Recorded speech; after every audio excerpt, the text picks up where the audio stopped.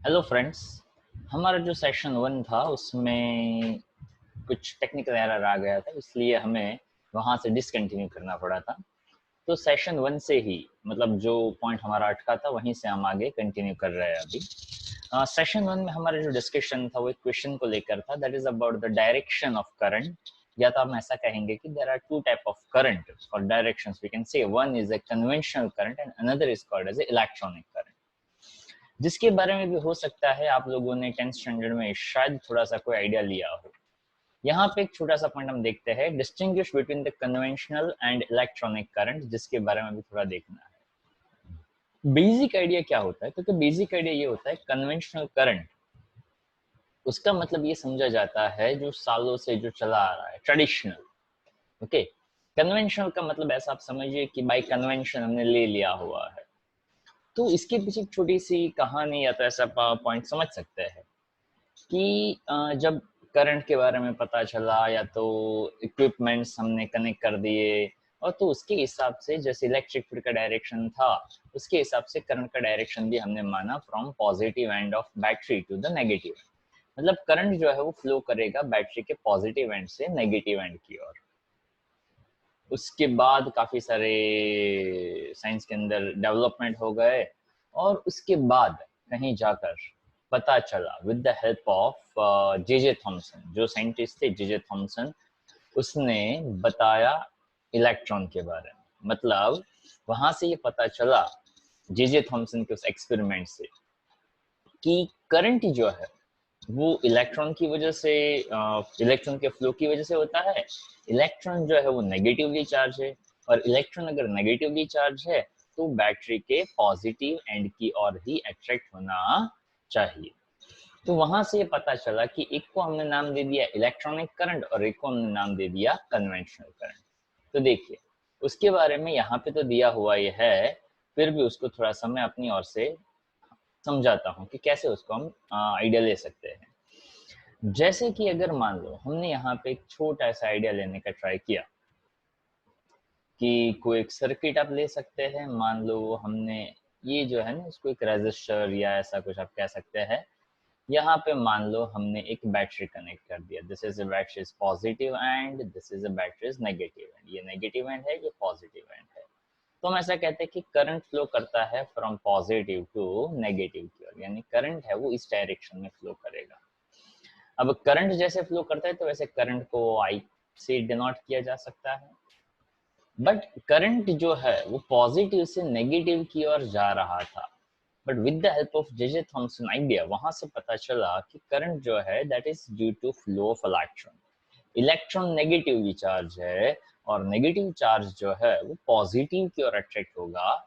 मतलब अगर करंट जो है वो यहाँ से इस डायरेक्शन में आता है तो यहाँ से ऐसा समझा जाएगा कि नेगेटिवली चार्ज इलेक्ट्रॉन जो है वो इस डायरेक्शन में आएगा। यानी यहाँ से आप ऐसा समझो कि करंट है वो इस डायरेक्शन में जाता तो इलेक्ट्रॉन उससे ऑपोजिट डायरेक्शन में जाता। तो उसको यहाँ पे एक छोटे से सिंपल से आइडिया के साथ हमने ले लिया, जो यहाँ पे नोट्स के अंदर हमने फिगर को समझाया है। देखिए, यहाँ पे बताया है कि by convention the direction of motion of positive charge is taken as the direction of electric current। अब उसको समझिएगा कि क्यों भाई हमने ऐसा कहा पॉजिटिव चार्ज। तो देखो, conventional current, current flow from positive to the negative, मतलब वो नेगेटिव पर अट्रैक्ट हो रहा है, इसलिए हमने उसको कह दिया due to positive charge. But however, a negative charge moving in the one direction is equivalent to an equal positive charge moving in the opposite direction। मतलब जितना पॉजिटिव एक एंड से दूसरे एंड पहुंचेगा उतना ही नेगेटिव एंड उसी and से दूसरी ओर पहुंचेगा। मतलब पॉजिटिव चार्ज नेगेटिव की ओर पहुंचता है तो नेगेटिव चार्ज है वो पॉजिटिव एंड की ओर पहुंचता है। आई hope you understand my point. तो वहां पे समझाया गया कि कन्वेंशनल करंट जो है वो पॉजिटिव टू नेगेटिव था, मतलब करंट है वो बैटरी के पॉजिटिव एंड से नेगेटिव की ओर गया। पर बाद में पता चला कि इलेक्ट्रॉन का फ्लो है which is responsible for current, इसलिए नेगेटिव इलेक्ट्रॉन है वो इस डायरेक्शन में जाएगा। तो देखिए यहाँ पे करंट दोनों में सेम डायरेक्शन में दिखाया है, पर कन्वेंशनल करंट का डायरेक्शन और इलेक्ट्रॉनिक करंट का डायरेक्शन एक दूसरे से ऑपोजिट एंड पे है। As the electron are negatively charge, particles. So the direction of electronic current, that is the current constituted by the flow of electron. तो current actual में electron की वजह से फ्लो करता है. इलेक्ट्रॉन नेगेटिवली चार्ज है इसलिए वो पॉजिटिव की ओर आता है. पर अब कन्वेंशन से जो करंट हमने मान लिया था, current from positive to negative, तो जब भी कोई सर्किट कहीं पे भी हम कनेक्ट करते हैं, वी ऑलवेज कंसीडर करंट का फ्लो पॉजिटिव से नेगेटिव की ओर ही होता है. मतलब हमें सच क्या है वो पता है. ओके, हमें सच क्या है वो पता है कि करंट इलेक्ट्रॉन की वजह से होता है. पर हमने सालों से ये मान लिया था कि करंट जो है वो पॉजिटिव से नेगेटिव की ओर ही जाएगा. तो जब भी हम कोई सर्किट ड्रॉ करेंगे तो वहां पे करंट हम दिखाएंगे, current always flow from positive to the negative. I hope it's clear. समझ में आई होगी बात. क्लियर. अब यहाँ पे जो नेक्स्ट पॉइंट है वो ऐसा पॉइंट है जो आपने केमिस्ट्री में पढ़ा होगा. नेक्स्ट पॉइंट जो है that is about EMF. EMF आपने पढ़ा होगा, इलेक्ट्रोमोटिव फोर्स. ओके, सबसे पहले एक सिंपल सी बात हम सोचे कि इसका नाम है इलेक्ट्रोमोटिव फोर्स, पर यहाँ पे ये एक्चुअल में कोई फोर्स नहीं है. ठीक है. Is it really a force? तो क्या नहीं, वो एग्जैक्टली वो फोर्स नहीं है. तो वो क्या है? When is the EMF of a battery equal to the potential difference between its terminals and define EMF of 1 volt. ठीक है. तो उसके लिए एक छोटा सा हमें यहाँ पे काम करना है. देखिए यहाँ पे दिया है इलेक्ट्रोमोटिव फोर्स के लिए एक छोटा सा फिगर, पर उस फिगर को पहले हम अपने हिसाब से समझते हैं कि ये कैसे काम करता है. देखिए यहाँ पे एक आइडिया हम लेते हैं ईएमएफ को लेकर. तो सबसे पहले हमें ईएमएफ के बारे में ये पॉइंट पता होना चाहिए कि ईएमएफ का मतलब क्या है. तो कि जैसे हम यहाँ पे कंसिडर करते हैं कि ईएमएफ यानी ईएमएफ को हम कहते हैं इलेक्ट्रोमोटिव फोर्स. उसको एकदम बेसिक लेवल पे समझो तो इलेक्ट्रॉन को मोटिवेट कर रहा है एक एंड से दूसरे एंड में जाने के लिए. अब इलेक्ट्रॉन या नेगेटिव चार्ज है वो उसको हमने मोटिवेट कर दिया, वो अपनी जगह छोड़कर बाजू में चला गया, तो वहां पे एक वैकेंसी क्रिएट करेगा, स्पेस क्रिएट करेगा. तो वो जो वैकेंसी क्रिएट करता है और उस वैकेंसी जो बनी यानी डेफिशिएंसी ऑफ नेगेटिव चार्ज बना, तो उस डेफिशिएंसी ऑफ नेगेटिव चार्ज है उसको अब हम यहाँ पे कहते हैं पॉजिटिव चार्ज. ध्यान से समझिएगा उस बात को, मजेदार है. तो उसको समझने के लिए यहाँ पे हमने एक आइडिया समझाया कि एक बैटरी जैसा समझिए, उसमें एक पॉजिटिव पोल लीजिए, उसमें एक नेगेटिव पोल लीजिए और इसके अंदर एक केमिकल फील्ड है. ठीक है. तो वो केमिकल जो उसके अंदर है वो एक फोर्स लगाएगा जिसको हम कहते हैं Fn या तो Fc. Fn यानी नॉन इलेक्ट्रिकल और Fc that is a better one जिसको हम कहते हैं केमिकल फोर्स.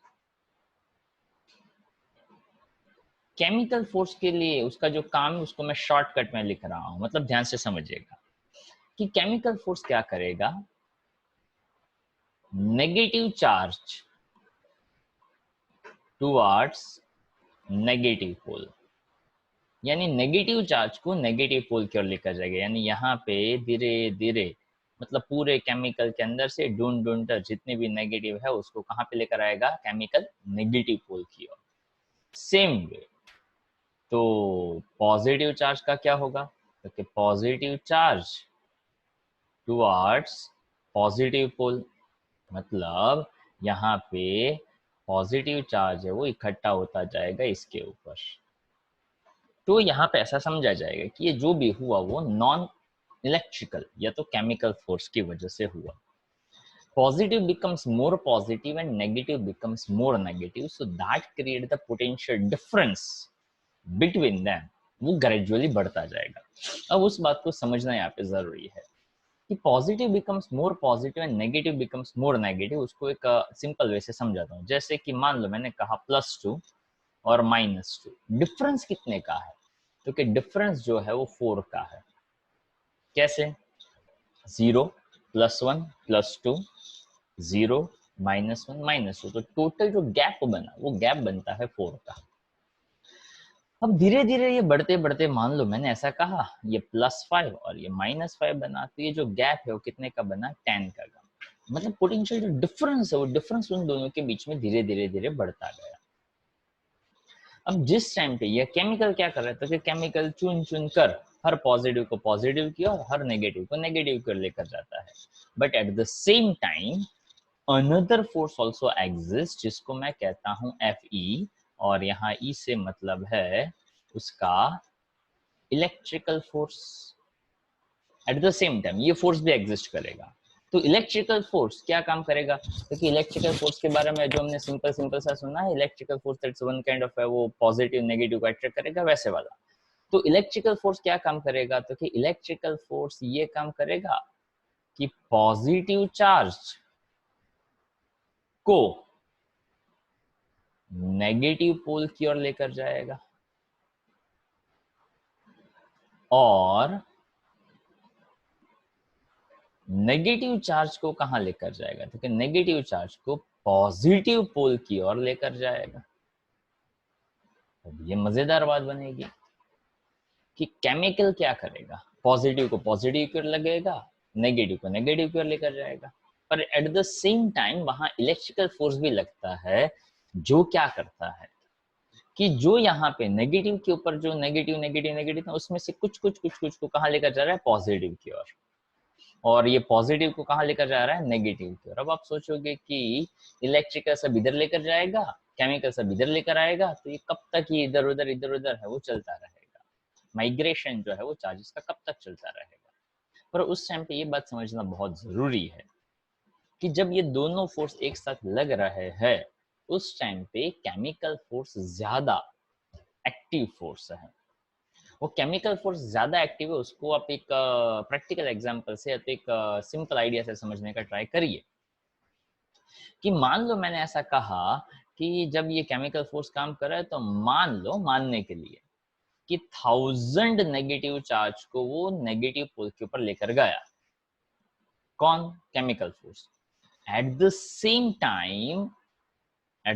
टाइम यहां से सिर्फ 100 चार्ज ही गए कहां पे, पॉजिटिव पोल की ओर।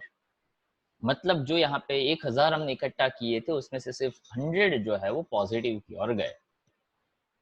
अब धीरे धीरे धीरे धीरे क्या होता जाएगा, तो क्योंकि ये जो केमिकल उसका इफेक्ट धीरे धीरे कम होता जाएगा, तो एक मोमेंट एक टाइम ऐसा क्रिएट होगा कि जब Fn यानी नॉन इलेक्ट्रिकल फोर्स और इलेक्ट्रिकल फोर्स दोनों का फोर्स का वैल्यू जो है वो इक्वल हो जाएगा। उस फोर्स का वैल्यू इक्वल हो जाएगा उसका मतलब क्या, तो कि मान लो कि 50 नेगेटिव चार्ज केमिकल की वजह से नेगेटिव पोल पे पहुंचे और 50 नेगेटिव चार्ज इलेक्ट्रिकल फोर्स की वजह से पॉजिटिव पोल पे पहुंचे। मतलब कोई भी पोल पे नेगेटिव चार्ज ना कम हुआ ना ज्यादा हुआ। तो ऐसा समझिए कि जितने नेगेटिव नेगेटिव पोल के ऊपर पहुंचे उतने ही वापस नेगेटिव पॉजिटिव पोल के ऊपर आ गए। मतलब वहां पे the force exerted on the negative charge due to chemical force as well as due to electrical force, वो दोनों कैसे हो गए, सेम हो गए।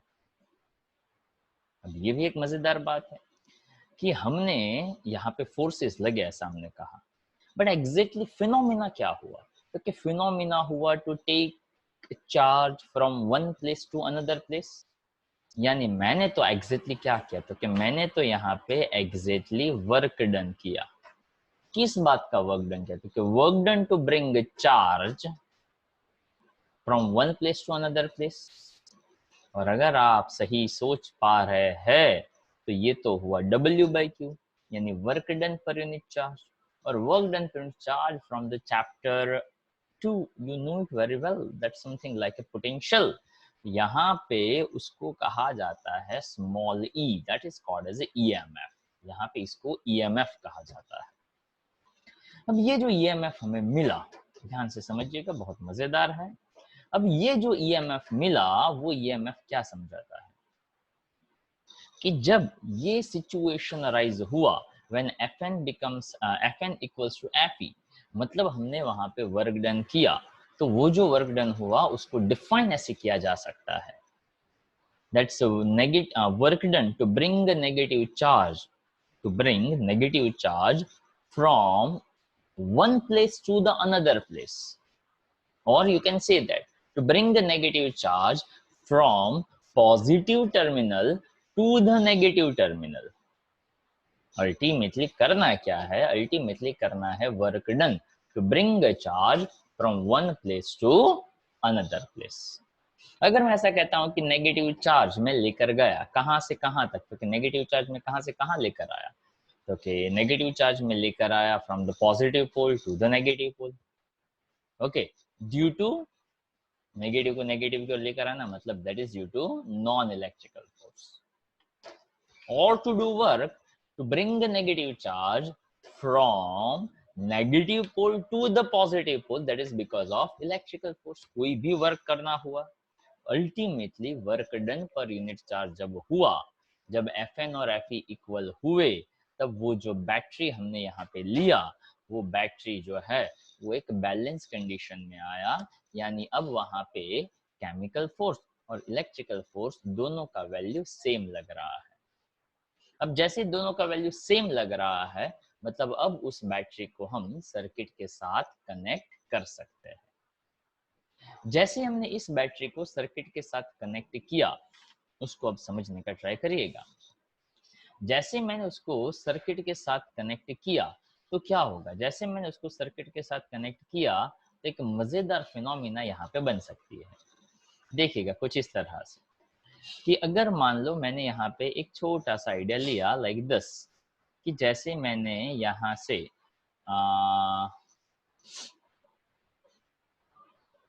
एक ऐसा हमने रजिस्टर मान लिया, कुछ भी कनेक्ट कर सकते हैं, और मैंने यहाँ पे नेगेटिव पोल के साथ उसको कनेक्ट कर दिया।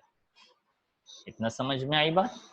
मतलब मैंने कोई भी एक पर्टिकुलर इक्विपमेंट को, तो डिवाइस को बैटरी के साथ कनेक्ट किया।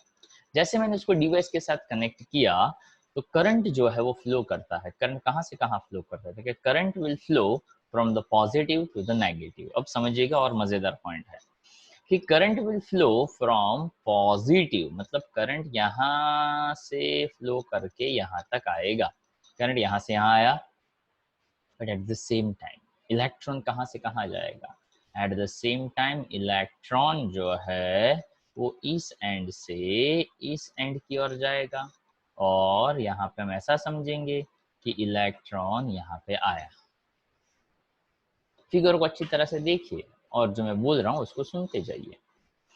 जैसे ही करंट जो है वो पॉजिटिव पोल से नेगेटिव की ओर पहुंचा, एट द सेम टाइम वहां पे एक इलेक्ट्रॉन नेगेटिव पोल, वैसे नेगेटिव पोल पे बहुत ज्यादा इलेक्ट्रॉन थे ही, किसकी वजह से थे, किसने रखे थे, तो क्या केमिकल ने रखे थे। अब केमिकल ज्यादा एक्टिव है ताकि वो सेल है उसकी हम बात कर रहे हैं, तो वो वहां से बहुत ज्यादा इलेक्ट्रॉन है, तो वहां से एक electron through out the circuit face करते करते करते पॉजिटिव पोल पे पहुंचेगा। जब जैसे वो नेगेटिव पोल से निकला है, इट हैज मैक्सिमम एनर्जी, उस चार्ज के पास बहुत ज्यादा एनर्जी। जैसे आप घर से निकलते हो तो आपके पास खाना वाना खाया है, मस्त नाश्ता वास्ता किया है, एनर्जी सबसे ज्यादा है। जैसे पूरा दिन आप पास करते करते करते करते करते करते वापस घर पे पहुंचते हो, आपका एनर्जी फिर से डाउन हो जाता है। एग्जैक्टली उसी तरह से जैसे ही इलेक्ट्रॉन नेगेटिव पोल से निकला है उसके पास एनर्जी मैक्सिमम है। जैसे थ्रू आउट सर्किट में वो पाथ ट्रैवल करते करते रेजिस्टेंस को फेस करते करते रेजिस्टेंस उसकी एनर्जी को रेजिस्ट करेगा, तो रेजिस्ट करते करते करते करते जैसे ही वो पॉजिटिव पोल पे पहुंचेगा उसका एनर्जी फिर से डाउन हो गया होगा। अब समझिए, चार्ज नेगेटिव है, पहुंचा पॉजिटिव पोल पे है, जैसे ही केमिकल उसको देखेगा क्या करेगा, क्योंकि तो जैसे ही केमिकल उसको देखेगा वो ये करेगा कि ड्यू टू केमिकल फोर्स या तो नॉन इलेक्ट्रिकल फोर्स, कोई भी वर्ड यूज कर सकते हैं, वो उस नेगेटिव चार्ज को उठाकर पॉजिटिव पोल से नेगेटिव की पोल की ओर भेजेगा।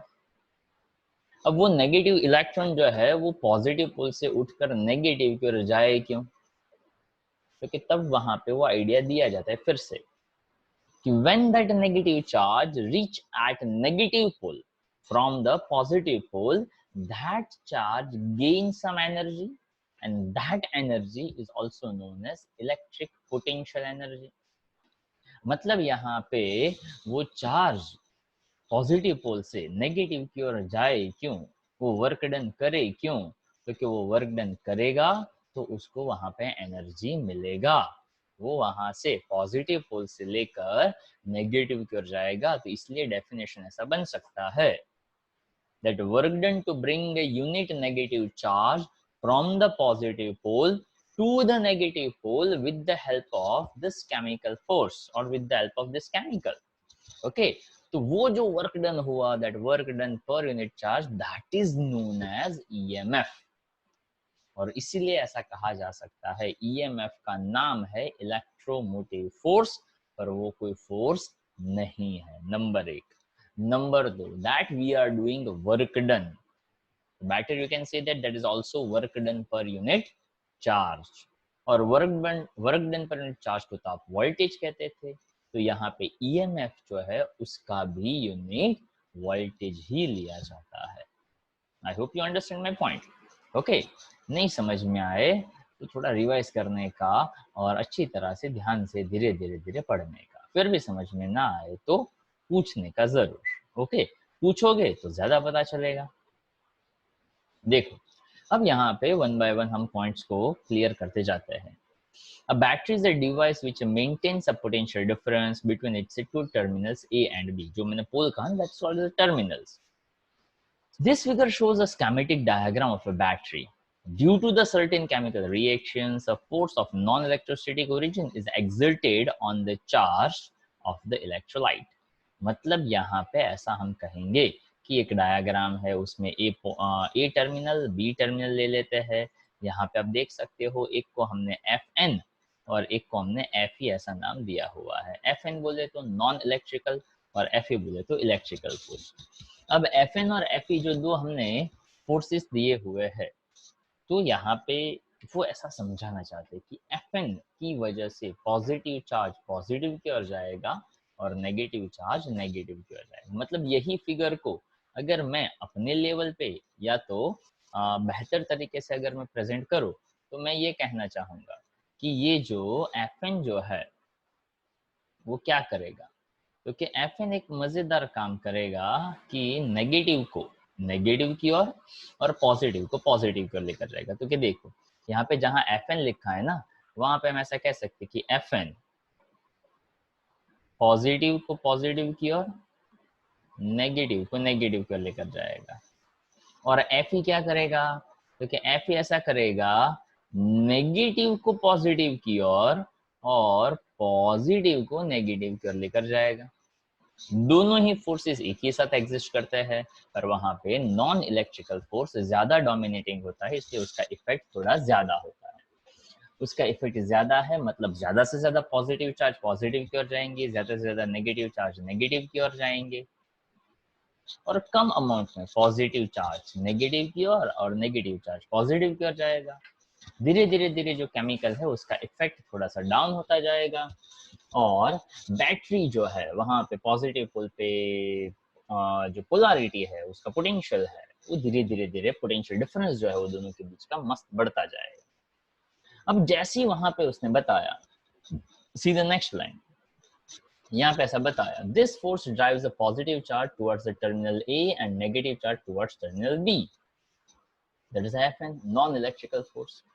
As the charge built up on the two terminals, that's A and B, a potential difference is set up between them. जो point मैंने बताया वो, electric field is set up in the electrolyte from A to B, and this force Fe is equals to QE. यानी electrical force तो अपने को पता ही है, from the very first chapter F is equals to QE होता है, ठीक है। तो जब इन द स्टेडी स्टेट मतलब क्या, तो कि इट्स समथिंग लाइक कि वो जो माइग्रेशन है, ये जो ट्रांसफर हो रहे थे चार्जेस वो रुक जाएंगे, एक्यूमुलेशन जो है, the charges stop accumulating further when Fn becomes Fe. Non electrical force और इलेक्ट्रिकल फोर्स इक्वल हो गए, वो भी मैंने अभी आपको बताया।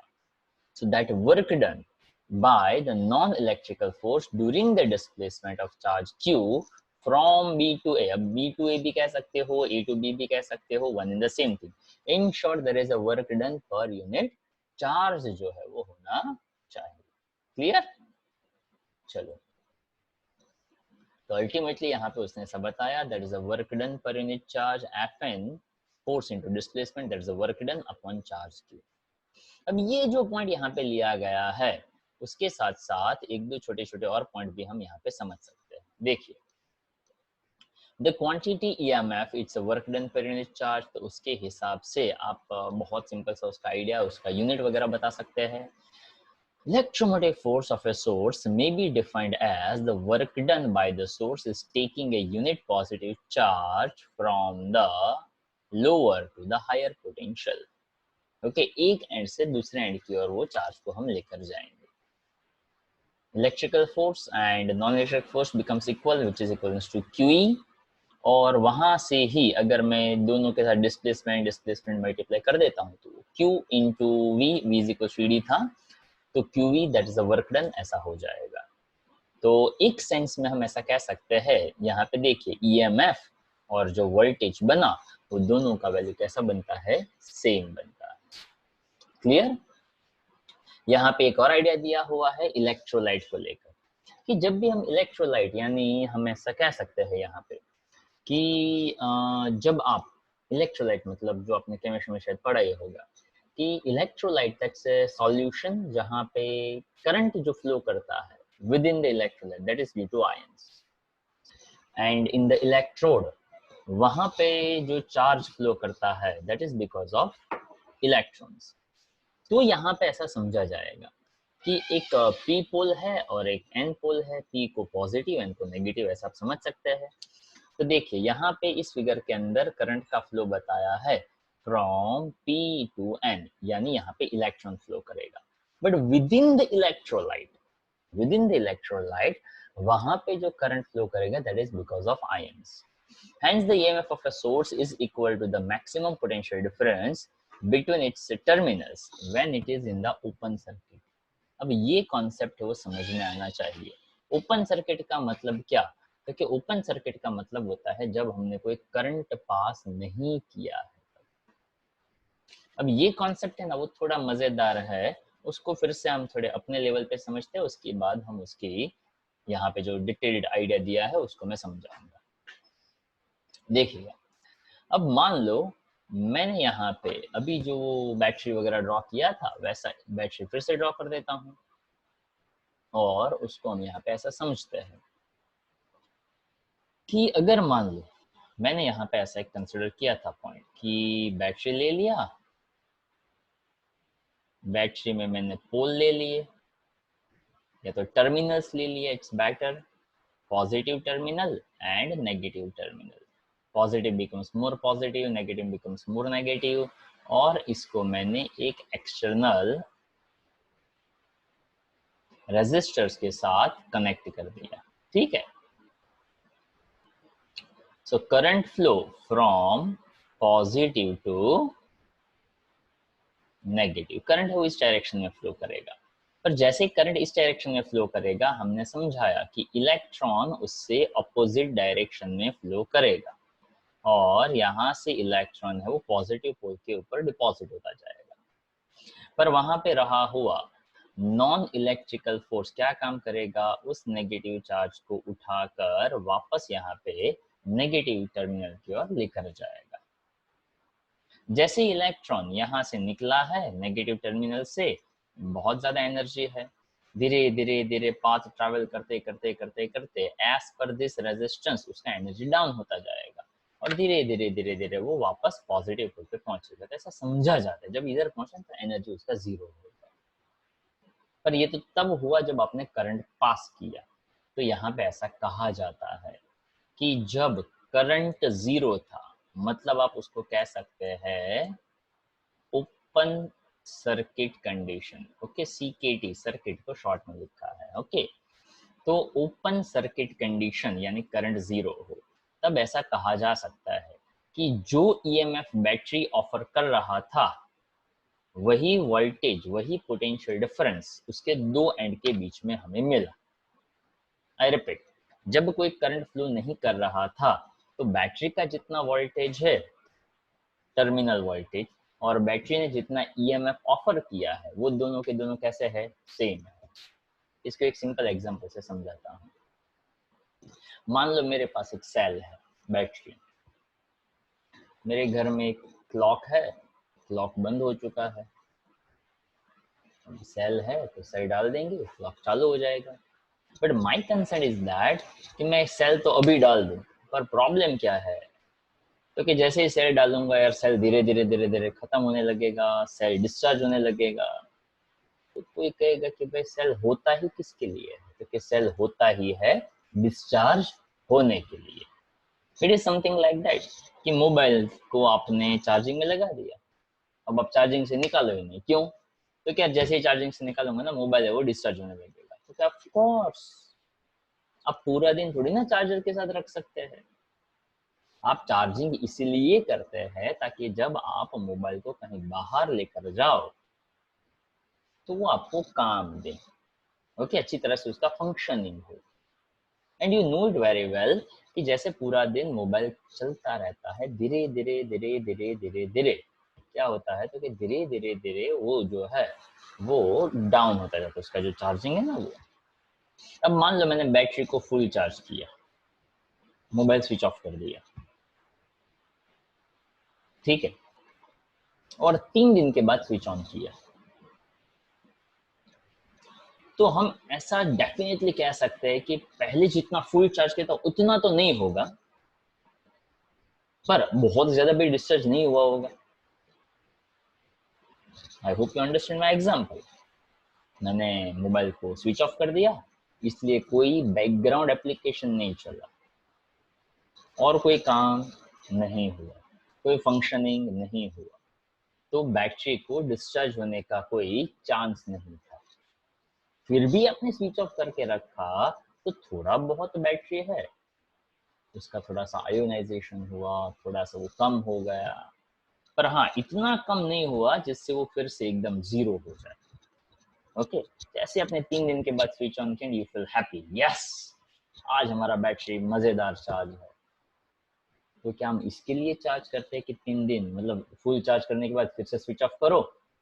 तो कि नहीं, हम चार्ज इसलिए करते हैं ताकि पूरा दिन हम फोन चालू रख सके। तो ये भी पॉइंट एग्जैक्टली उसी के जैसा है कि जब भी हम कोई cell Fn equals to Fe हो जाए, जब उस सेल को सर्किट के साथ कनेक्ट करने के लिए रेडी कर दे, तो हमारा पर्पज ही यही होता है कि हम उसको सर्किट के साथ जोड़े।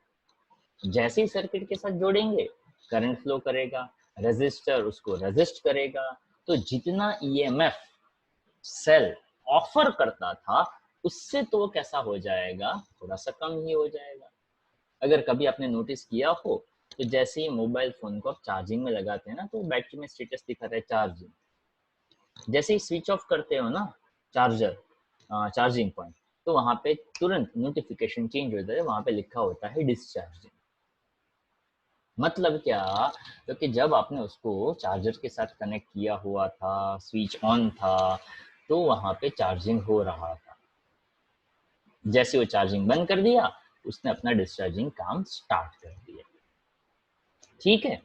तो उसका मतलब क्या, क्योंकि जैसे करंट फ्लो करेगा तो दो जो टर्मिनल है, ये जो पॉजिटिव पोल और ये जो नेगेटिव पोल है, उसके बीच का जो वोल्टेज डिफरेंस है, वो due to this current flow थोड़ा तो क्या होगा, थोड़ा तो कम ही होगा।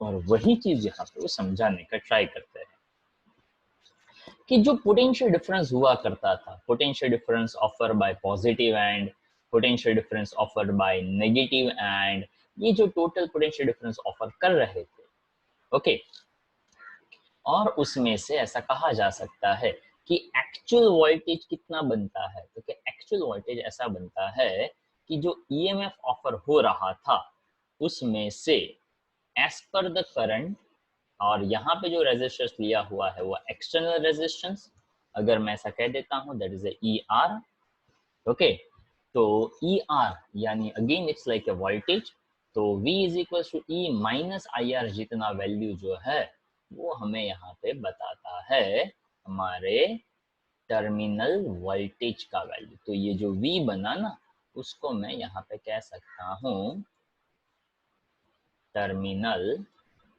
वोल्टेज, नाम से भी पता चल सकता है, उसके टर्मिनल के बीच में जो वोल्टेज डिफरेंस क्रिएट होता है उसको हम कहते हैं टर्मिनल वोल्टेज। अब देखो यहाँ पे मैं ऐसा कह देता कि अगर करंट जीरो हो जाता तो V और E सेम हो जाते। यहाँ पे कैपिटल R लिखा है। समटाइम्स इट हैपेंड कि जो बैटरी मतलब कोई ज्यादा बड़ा रेजिस्टेंस ना हो, फिर भी बैटरी ही अपने आप में ही थोड़ा सा रेजिस्टेंस ऑफर करता है, जिसको हम कहते हैं internal resistance. Okay, internal resistance is something like that कि हमारा हम सबका ना वो हमारा नेचर होता है ना, ऑलवेज टू रेजिस्ट समथिंग। मतलब अपने को किसी ने बोला नहीं है पर अपने को अंदर से वो लग रहा है। ओके, वो अंदर वाला जो फीलिंग है ना कभी दिखता नहीं है अपने को, that's called as a inherent property. तो हर एक सेल का अपना भी एक इनहेरेंट प्रॉपर्टी होता है, जिस वजह से वो चार्ज को फ्लो करने से रोकता है। तो ये जो V is equal to E minus I R है, उसी पॉइंट को आप E minus I small r ऐसा भी कह सकते हैं, और जिसमें स्मॉल आर है उसको हम कहते हैं internal resistance. Okay, internal resistance इसको हम कहते हैं, that is offered by battery itself. Okay, तो उसका मतलब ऐसा भी आप कह सकते हैं कि अगर मान लो जो सेल की बात कर रहे थे ना, मान लो वो सेल मैंने घड़ी में नहीं डाला और मैंने उसी रैपर के अंदर 1 साल 2 साल 3 साल 4 साल रहने दिया। क्यों? लेकिन नहीं यार, रैपर से निकालूंगा तो बैटरी डिस्चार्ज हो जाएगा। 4 साल के बाद निकाला कि देखते चकाचक होगा। जैसे ही 4 साल के बाद निकालते हो आप कहीं पे क्लॉक के साथ या ऐसे कनेक्ट करते हो, तो वो पावर मतलब वो जो सेल है वो कोई ज़्यादा काम देता नहीं। क्यों? क्योंकि वो सेल पड़े पड़े ही अपने आप में आयोनाइजेशन करता गया। ओके, और वो डिस्चार्ज हो गया। ओके, जैसे अभी जो मोबाइल फोन का भी एग्जांपल मैंने दिया था कि आपने बैटरी फुल चार्ज किया और फुल चार्ज करने के बाद आपने उसको स्विच ऑफ कर दिया, और स्विच ऑफ करने के बाद वो मोबाइल आपने रख दिया और उसको रखने के बाद आपको 3 या 4 महीने के बाद आपको ज़रूरत महसूस हुई, तो आपने 4 महीने के बाद उसको फिर से स्विच ऑन करने का ट्राई किया। अच्छी क्वालिटी का मोबाइल होगा तो शायद स्विच ऑन हो जाएगा, पर वहाँ पे जो चार्जिंग होगा वो चार्जिंग वो बहुत ही कम होगा।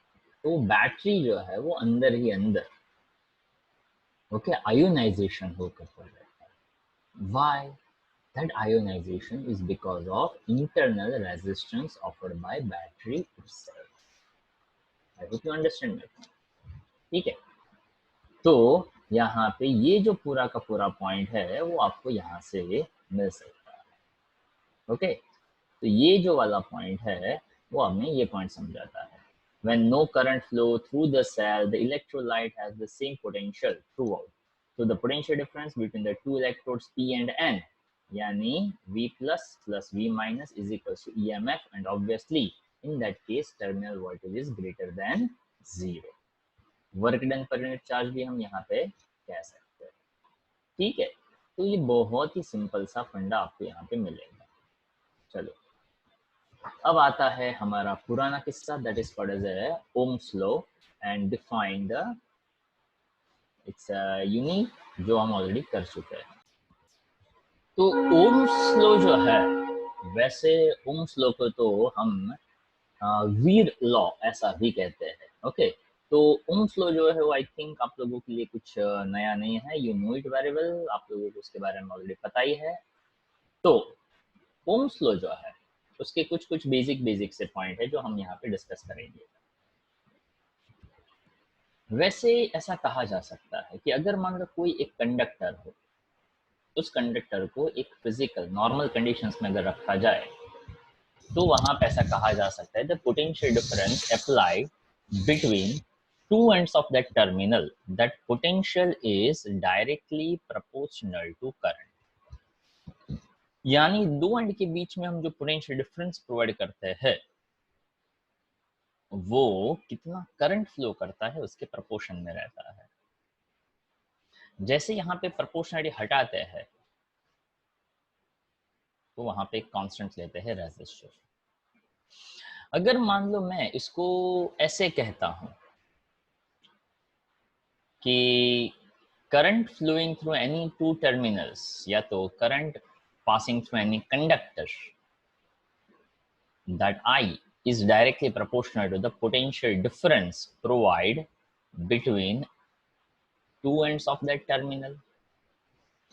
अगर हम ऐसा कहेंगे I proportional to V, तो यहाँ पे जो कांस्टेंट है वो कांस्टेंट का वैल्यू चेंज हो जाएगा, समझिएगा उस बात को। ताकि V प्रोपोर्शनल टू I कहता हूं तो कांस्टेंट रेजिस्टेंस होगा, पर अगर मैं कहता हूं I प्रोपोर्शनल टू V, तो यहाँ पे ये प्रोपोर्शनलिटी हटाकर मुझे जो वहां पे कांस्टेंट लेना पड़ेगा वो लेना पड़ेगा 1/R, that is consider as a reciprocal of resistance and it is called as a conductance. तो उसको हम कहते हैं यहाँ पे कंडक्टेंस का वैल्यू, ठीक है। तो यहाँ पे जो आपने 10th में पढ़ा था उसको आप वीर यानी V is equal to I R यानी ओम्स लॉ कह सकते हैं। डायरेक्ट प्रोपोर्शन में है इसलिए उसका ग्राफ स्ट्रेट लाइन देगा। और अब आपको शायद 10th में तो शायद पता हो ना पता हो, but now you are very clear with that कि अगर मान लो ऐसा स्ट्रेट लाइन बताया जिसको हम यहाँ पे IV कैरेक्टरिस्टिक कहते हैं। IV characteristic it means the graph is I versus V graph. अब I वर्सेस V का ग्राफ हो और मान लो मैं यहाँ पे उसका स्लोप निकालू, यहाँ पे बन गया थीटा, tan थीटा भी कह सकते हैं, this becomes delta I, this becomes delta V। तो delta I by delta V change in current upon change in voltage. तो इसके हिसाब से देखिए अगर मैं I बाई V करता हूं तो ये 1/R यानी ये बन जाता है 1/R रेसिप्रोकल ऑफ रेजिस्टेंस, जिसको हम यहाँ पे कहते हैं कंडक्टेंस, ठीक है। तो स्लोप जो है इस ग्राफ का वो हमें कंडक्टेंस का वैल्यू देता है। तो जब मैं रेजिस्टेंस की बात करता हूं तो रेजिस्टेंस का यूनिट डायमेंशनल फॉर्मूला जो लोग 11 से पढ़ते हैं they knew it very well, resistance का फॉर्मूला V/I।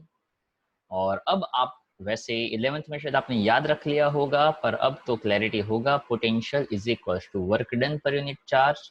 तो हम तो ऑलवेज बिलीव करते हैं डेरिवेशंस मतलब डिराइव करने के ऊपर, work done per unit charge बना, अगर ये work done per unit charge बनता है और Q is equals to IT होता है तो ये बन जाता है I²T, ठीक है। वैसे रेजिस्टेंस का अपना यूनिट ओके आप कह सकते हैं यूनिट ऑफ R, जो आपको 10th स्टैंडर्ड से पता है, ओम, जिसका सिंबल इस तरह से है, ये भी आपके पास इंफॉर्मेशन है। वैसे ओम का इक्विवेलेंट अभी जो मैंने बनाया वर्क डन पर I²T के हिसाब से आप कह सकते हैं ohm is equals to joule per ampere square into second. वैसे अब तो आपका दिमाग ये भी चलेगा, जूल पर सेकंड है उसको मैं पावर कह सकता हूँ, पावर यानी मैं वॉट पर एम्पियर स्क्वायर ऐसा भी मैं कह सकता हूँ, ओके। और इसको और बेसिक्स लेवल पे कन्वर्ट करे तो केजी मीटर स्क्वायर पर सेकंड क्यूब और एम्पियर स्क्वायर ऐसा भी आप कह सकते हैं, ठीक है। तो ये सभी जो है वो बेसिक से पॉइंट्स है, ये सभी बातों को हम ज़्यादातर नोट्स वगैरह में डिस्कशन की ज़रूरत नहीं होती है, क्लास लेक्चर की बातें होती है। तो जब भी आपका लेक्चर चलता हो तो ये सभी पॉइंट्स आपको नोट डाउन कर लेने चाहिए, because when you get the notes, तो ज़रूरी नहीं है कि हम नोट्स में भी इन सभी बातों का यहाँ पे जिक्र करें, पर हाँ लेक्चर में ज़रूर इसका डिस्कशन होता है और ये सभी छोटी छोटी बातें होती है, ताकि इतनी छोटी छोटी बातें हैं ना वो नोट्स में नहीं दी जाती है, पर हाँ एग्जाम में ज़रूर पूछी जाती है। बोर्ड एग्जाम्स, गुजकेट, JEE, उसमें हर जगह पे ऐसे छोटे बेसिक स्टेप के क्वेश्चंस डेफिनेटली आते हैं, ठीक है। वो जितना आपको पता चलता होगा उतना आपको और ज्यादा मजा आएगा। तो देखो उसके हिसाब से रेजिस्टेंस जो है, now you are also used to with that कि डायमेंशनल फार्मूला दो बन सकते हैं, एक सीधा सीधा वाला M1 L2 T-3 A-2 यानी ये एम्पियर वाला बना, M1 L2 T-1 and Q-2 यानी ये चार्ज वाला भी बन सकता है, ओके। तो रेजिस्टेंस यहाँ पे आपको मिलता है, तो मैंने यहाँ पे आपके लिए एक नया क्वांटिटी भी रखा है, that is called as a conductance. ये सभी बातें प्लीज आप नोट डाउन अपनी नोटबुक में करते रहिएगा।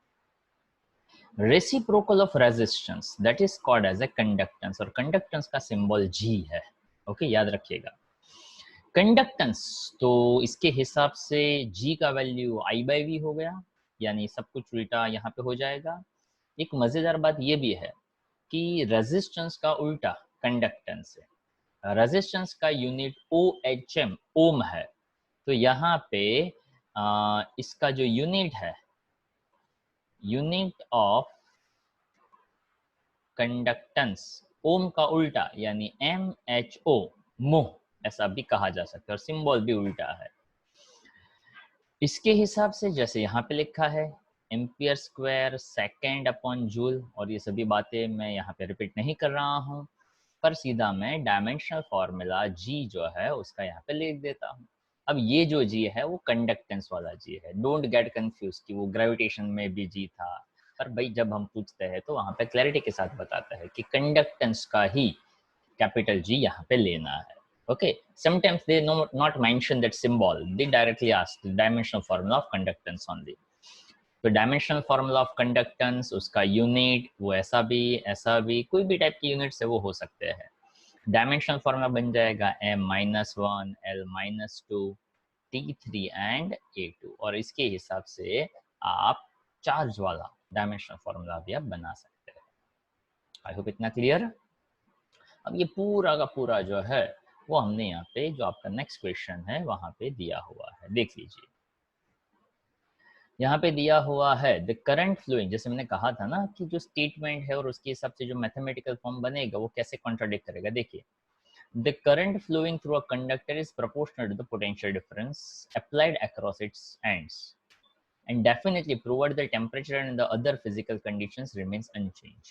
मतलब गिवन फिजिकल कंडीशन में जो आप करंट प्रोवाइड करता है that current is directly proportional to the potential difference between that ends. पर उसी को अगर मैं word to word current convert करता तो वो I प्रोपोर्शनल टू V होता और कांस्टेंट है वो 1/R होता। ओके, तो मैं यहाँ पे अगर V प्रोपोर्शनल टू I कहता, दोनों कह सकते, कोई प्रॉब्लम नहीं है, बट द कांस्टेंट, जो हम कांस्टेंट की बात करते हैं ना, वो यहाँ पे ध्यान रखना है कि व्हेन आई से V प्रोपोर्शनल टू I, तो मुझे कांस्टेंट वहां पे लेना है R, और अगर मैं कहता हूँ I प्रोपोर्शनल टू V, तो मुझे वहां पे कांस्टेंट लेना है 1/R, जो बहुत ही कम का है यहाँ पे। The value is independent of V and I but depends on the nature of the conductor, length and area। अब ये जैसे ही पढ़ा ना, आई होप जो रिवीजन मैंने अभी फर्स्ट सेशन में बताया था ना कि रेजिस्टेंस का formula R is equal to rho L by A। Okay, length के हिसाब से रेजिस्टेंस, एरिया के हिसाब से रेजिस्टेंस कैसे डिपेंड करता है उसका वो यहाँ पे जिक्र किया। ठीक है, तो उसी तरह से reciprocal of resistance, the resistance of a conductor is the property by virtue of which is oppose the flow of charges.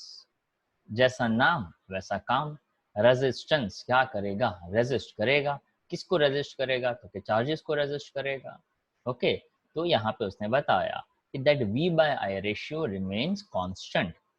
The resistance, the more the resistance the less is the current. Common sense की बात है, थोड़ा सा सोचने का मजा आता है कि अगर मान लो कोई भी फिनोमेना है, कुछ भी अगर हो रहा है, जैसे आपका लाइफ का प्रोग्रेस हो या एनीथिंग एल्स, कि अगर मान लो लाइफ में भी बहुत ज़्यादा रिस्ट्रिक्शंस, बहुत ज़्यादा रेजिस्टेंस आते हैं, तो लाइफ का जो फ्लो है ना वो कम हो जाता है। ओके, तो करंट कम, रेजिस्टेंस ज़्यादा। अगर मान लो लाइफ में कोई ज़्यादा रेजिस्टेंस नहीं है तो फ्लो जो है वो ना इजीली मिलता है।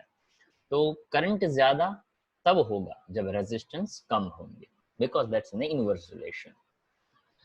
उसके हिसाब से देखो यहाँ पे 1 ओम 1 वॉल्ट पर एम्पियर और उसके बेसिक यूनिट्स बता दिए हैं। ये उसके आइडेंटिफिकेशन या तो उसके सिंबल्स कह सकते हैं। ये फिक्स रेजिस्टर्स, ये वेरिएबल रेजिस्टर्स जिसका हम ज़्यादा यूज़ करेंगे, पोटेंशियल डिवाइडर जिसका एक दो जगह पे यूज़ है वो आने वाला है।